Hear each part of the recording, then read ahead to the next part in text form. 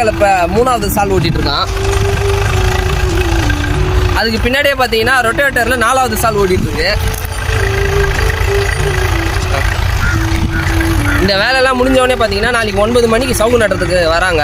இந்த 5 கலப்பையை பயன்படுத்தி 3வது சால் ஓட்டிட்டு பின்னாடியே பார்த்தீங்கன்னா ரொட்டேட்டர் மூலியமாக நம்மளோட கழனியில் உழுதுட்ருக்கோம். எதுக்கு இந்த ரொட்டேட்டர் யூஸ் பண்ணி நம்ம உழுவுறோம் அப்படின்னு சொல்லிட்டு கேட்டிங்கன்னா, 5 கலப்பை பார்த்தீங்கன்னா நம்மளோட முட்டி அளவுக்கு ஆழத்தை பேத்து விடுது. அந்த பேத்து விடும்போது பார்த்தீங்கன்னா ரொம்ப பெரிய அளவில் கட்டி ஆகிடும் மணல். இருங்க காட்டுறேன். இந்த மாதிரி கட்டியாக இருக்கக்கூடிய மண்ணை பார்த்தீங்கன்னா இந்த ரொட்டேட்டரை பயன்படுத்தி தான் நம்ம அந்த கட்டியை உடச்சி தூளாக ஆகிறோம். நம்ம அப்படி தூளாக ஆகிறது மூலியமாக தான் சவுக்கு நடுறதுக்கும் ஈஸியாக இருக்கும் கொஞ்சம். அதனால தான் அந்த வேலையை நாங்கள் பார்த்துட்ருக்கோம். இன்னையோட டிராக்டருக்கான வேலை பார்த்தீங்கன்னா முடியுது.